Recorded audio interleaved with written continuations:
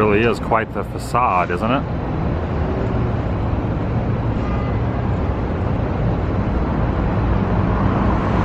Welcome everyone, Adam the Woo here, standing outside the Peterson Automotive Museum. A new exhibit just started earlier this month called Hollywood Dream Machines, Vehicles of Science Fiction and Fantasy.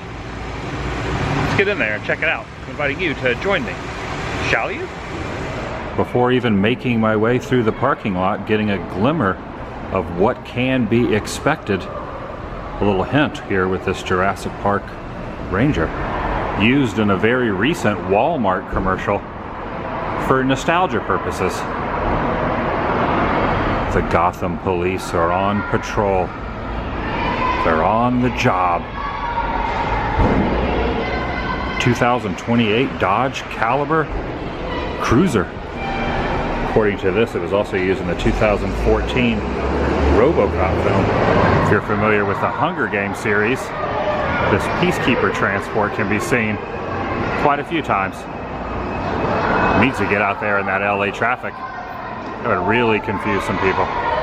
The P10252009-T. I don't have that memorized, I'm just reading it off the side. This really is quite the impressive item. Stands about 13, 14 feet tall, I'm guessing. The prequel to Alien, Prometheus.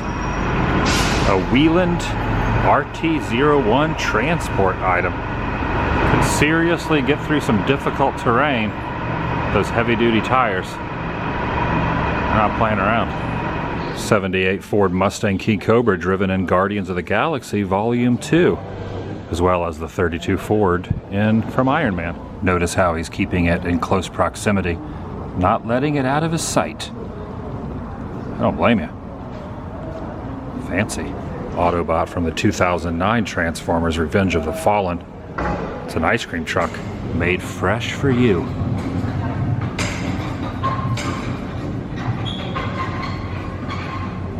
Back off, I'm not that kind of car.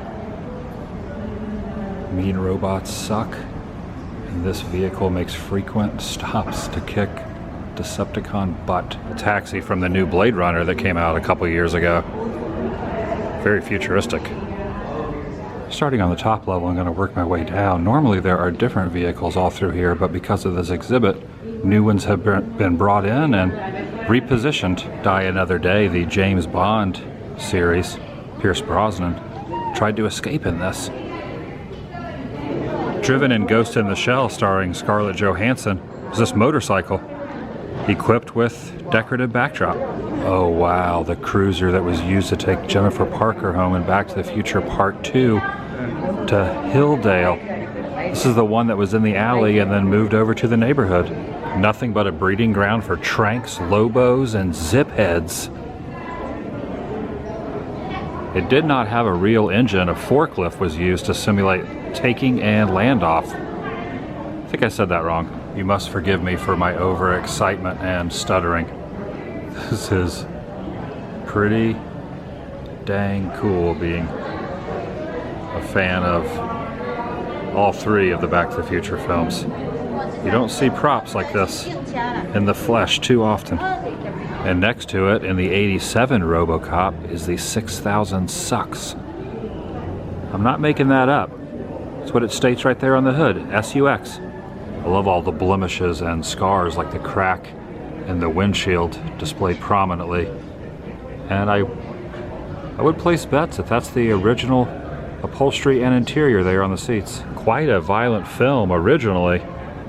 This action flick was given an X rating. Fiberglass panels and tailpipes to give it that proper futuristic vibe. Even though there are a number of kit car replicas and screen-used vehicles around, this is one of 4 that was used in the original pilot episode. And one of the few from that time frame that were not destroyed. Check out the license plate right down there. Night. Expires October of '83. Might want to get that renewed before you get pulled over. Just think about it. The Hoff sat right there. Don't hassle him.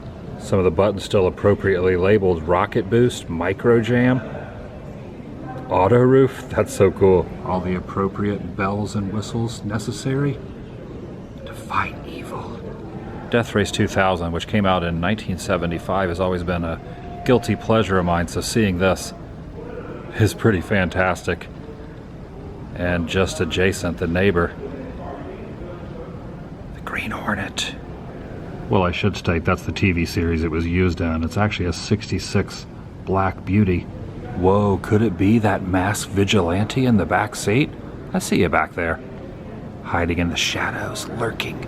Driven by Bruce Lee's character. It doesn't get much cooler than that. It really doesn't. Look closely at the emblem, the middle of the steering wheel. I did get a little distracted, but I don't want to skip over this. Gotta go back. Show it off. Lizard green, including the inside. It's very cozy. Also very leathery. Aha, it's good to have these information plates, because this is not original, it's a replica. The ones that are, in fact, original will state so, but this one, just a remake. Off there in the distance, used in the TV series The Man from U.N.C.L.E. And next to it, in disguise, is the Catmobile. Right here in front of me. Used in the 66 Batman. It's just missing a couple of the cat components. Perfect, sleek-like design. Great for transporting the Joker around town. Just watch out. There's the Bat Cycle. Him and Robin are on the case. Watch out, evildoers. Notice and pay attention to the steering wheel. There are two different hand-shaped mechanisms, and there's a little circular cone that closes over the passenger and the driver, made of glass. I think I got nearly everything from this exhibit up here on the top level. Time to head down to the nitty-gritty. These were here previously, but always an honorable mention. Ka-chow! Down the swirling staircase I go, into more goodness. The upstairs must have just been a little teaser. We're in it. They have moved the A car all the way down here and looking as impressive as always. Good to see you again. And the way you can tell that this is that exact car is the Sharpie mark that states A from the restoration unit is still up there on the door frame. I honestly never get tired of looking at this thing. Full-scale model from the 2010 Tron Legacy, equipped with a Flynn sign directly above it. This 87 Bug was used in the new Bumblebee film. He's watching you, keep your hands off. Also that protective railing from the staircase helps guard it. We got a little old school 60s version as well as the Tim Burton 89. This guy's getting a better view by crouching down behind Michael Keaton's outfit. See him back there? Watch out, he's behind you. He's Batman. Depicted in the video game Halo 4, this has some serious firepower. Being chased is the Joker mobile, driven in that original 60s series. That's amazing. It's like a party mobile of sorts. Check this thing out. Both of these, this one and this one, were used in the new Blade Runner. If you want original 80s version, look no further than these three cars. The sedan that Deckard drives, which is played by Harrison Ford right here. That's a very confusing instrument panel, hard to make heads or tails of. I gotta say, the artwork cityscapes placed behind them are a very, very nice touch. Well done.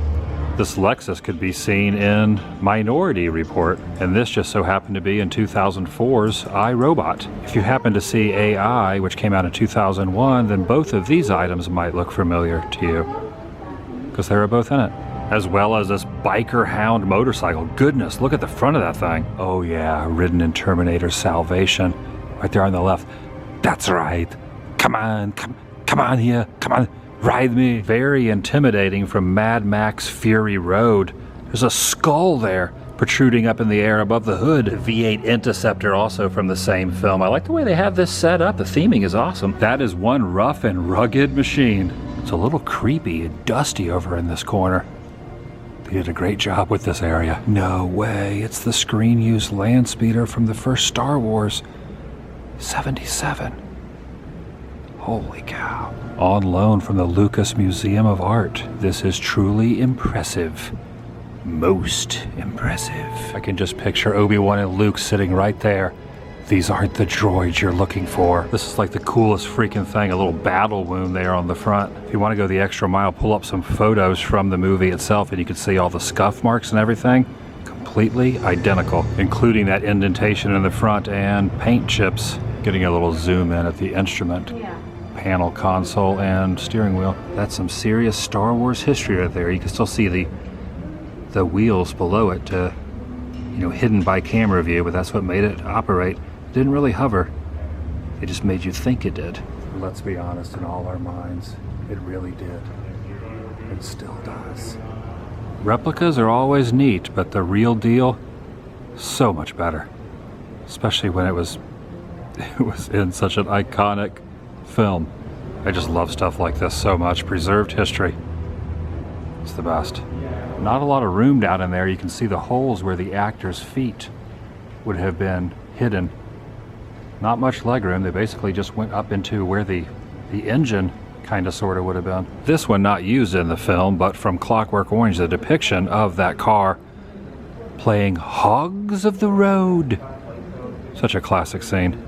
Would be very tight to fit all the droogies in there.